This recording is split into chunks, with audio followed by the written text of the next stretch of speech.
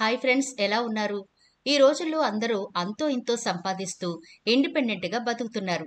మా కాళ్ళ మీద మేము బతుకుతున్నామని చాలామంది చెప్పడం మనం వింటూనే ఉన్నాం. అంతెందుకు, మనం కూడా ఈ డైలాగ్ ఎప్పుడో ఒకసారి చెప్పే ఉంటాం కదా! నిజానికి మన కాళ్ళ మీద మనం పూర్తిగా నిలబడగలుగుతున్నామా? అంటే ఇక్కడ నేను ఎర్నింగ్ గురించి, ఇండిపెండెంట్ లైఫ్ గురించి మాట్లాడడం లేదు కానీ, ఆరోగ్యపరంగా చూస్తే కాస్త దూరం నడవగానే కాళ్ళు నొప్పులు రావడం, మెట్లెక్కినప్పుడు నొప్పులు రావడం, కూర్చుంటే తొందరగా లేవలేకపోవడం, ఇవన్నీ ఒకప్పుడు 50 నుంచి 60 ఏళ్ల వయసున్న వాళ్ళకొచ్చే సమస్య. కానీ ఈ రోజుల్లో 30 ఏళ్లు దాటగానే కొంతమందికి 30 ఏళ్ల లోపే ఈ సమస్య ఎదురవుతూ వస్తోంది. మరి ఇలా చూసుకుంటే మన కాళ్ళ మీద మనం నిలబడగలుగుతున్నామా? రాబోయే సంవత్సరాల్లో ఈ మాటను మనం ధైర్యంగా చెప్పగలమా?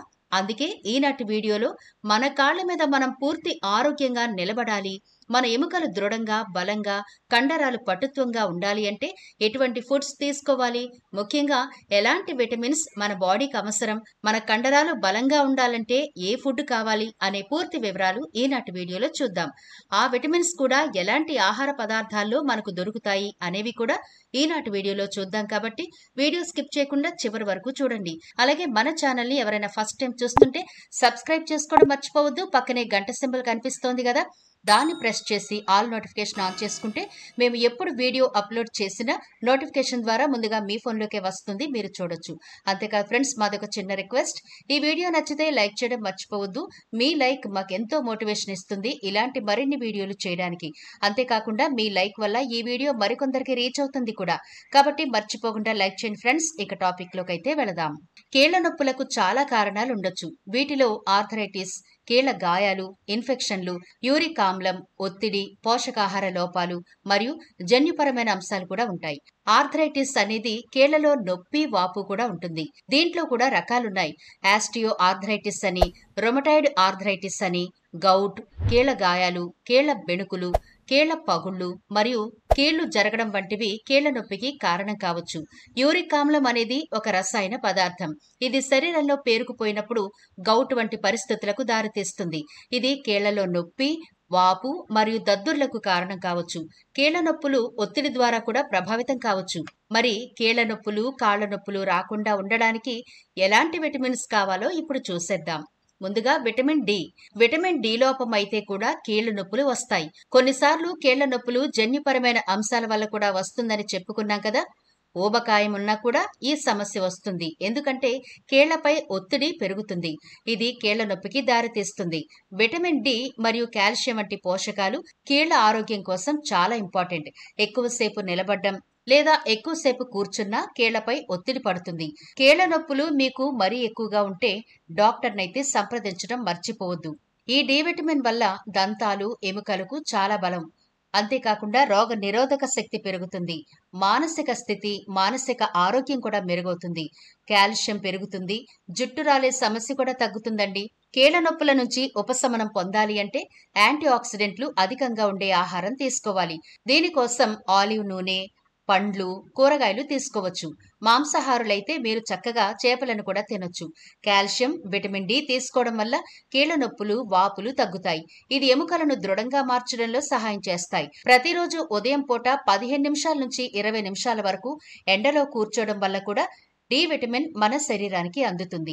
అలాగైతే వయసు పైబడ్డ వాళ్ళకి ఇది సాధ్యమా అంటే కాదు.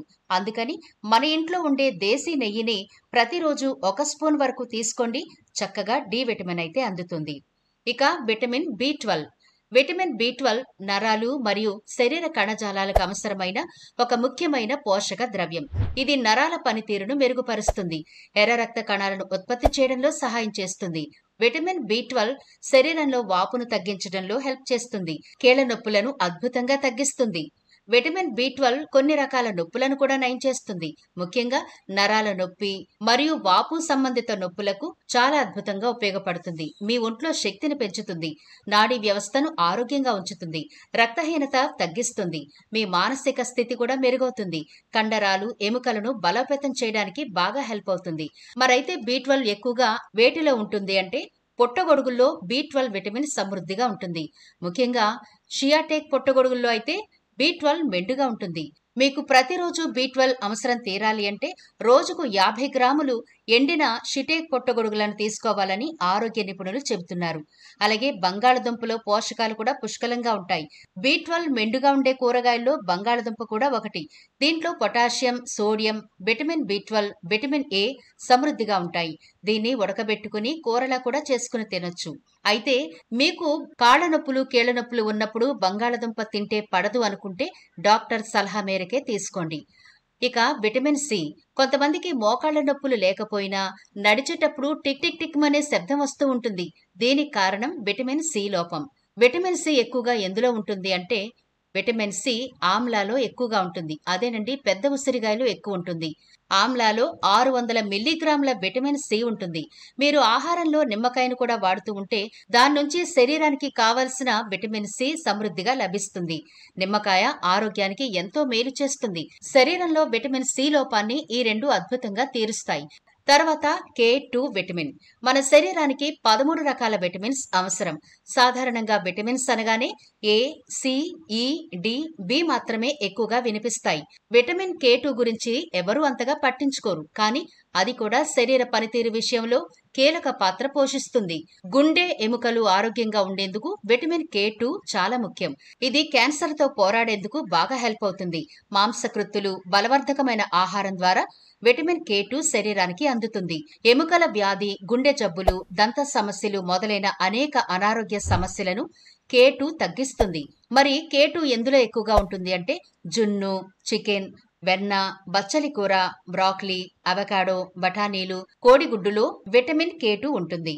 ఒకవేళ మీరు నాన్ వెజ్ తినకపోతే K2 సప్లిమెంట్స్ కూడా ఉంటాయి. డాక్టర్ సలహా మేరకు తీసుకోండి.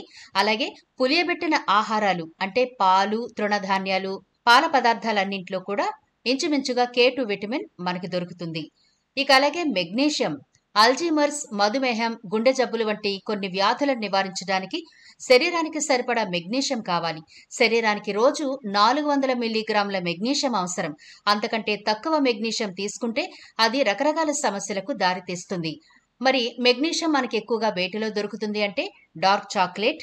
ఇందులో మెగ్నీషియం ఎక్కువ ఉంటుంది.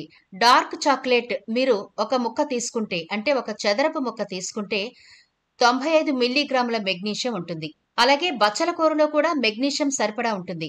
ఒక కప్పు వండిన బచ్చల కూరలో 157 మిల్లీగ్రాముల మెగ్నీషియం ఉంటుంది. అలాగే బాదం పప్పులో మెగ్నీషియం ఉంటుంది. ఇక అలాగే అందరికీ తెలిసిన అరటి పళ్లలో మెగ్నీషియం, పొటాషియం, మాంగనీస్ ఇలా ముఖ్యమైన ఖనిజాలతో ఉంటుంది ఈ పండు. అరటి పండ్లు రక్తపోటును తగ్గిస్తాయి. అలాగే గుండె జబ్బుల ప్రమాదాన్ని కూడా తగ్గిస్తాయి. గుమ్మడి గింజల్లో కూడా మెగ్నీషియం పుష్కలంగా ఉంటుంది. ఏదేమైనా మీ శరీరానికి అవసరమైన మెగ్నీషియం ప్రతిరోజు అందాలి అంటే మీకుండే సమస్యను బట్టి మీ డాక్టర్ సలహా మేరకు ఆ ఫుడ్స్ ని అంత క్వాంటిటీలో తీసుకోవడానికి ట్రై చేయండి. ఇలా చెప్పుకుంటూ పోతే ఇంకా చాలానే ఉన్నాయి ఫ్రెండ్స్. మీ అవగాహన కోసం ఇక్కడ కొన్ని విటమిన్స్ మాత్రమే చెప్పడం జరిగింది. ఈ విటమిన్స్ ఉండే ఆహార పదార్థాలను మీ దైనందిన జీవితంలో యాడ్ చేసుకోండి మర్చిపోకుండా. ఇవి మీరు రెగ్యులర్ గా తింటే మీ కండరాలకు, నరాలకు, ఎముకలకు మంచి పటుత్వం ఉండి ఆరోగ్యంగా ఉంటాయి. కాబట్టి ఆహారాన్నే మందులుగా చేసుకుని తీసుకోగలిగితే మీరు మందుల జోలికి వెళ్లే అవసరమే రాదు. ఆహార పదార్థాలతోనే చాలా రకాల సమస్యలను ఈజీగా తగ్గించుకోవచ్చు. మరి చూసారు కదా ఈ వీడియో. నచ్చితే లైక్ చేయడం మర్చిపోకండి. మీ ఫ్రెండ్స్ అలాగే రిలేటివ్స్ కి ఈ వీడియోనైతే షేర్ చేయండి. ఛానల్ ని సబ్స్క్రైబ్ చేయడం మర్చిపోవద్దు. మరో ఇంట్రెస్టింగ్ వీడియోతో మళ్ళీ కలుద్దాం.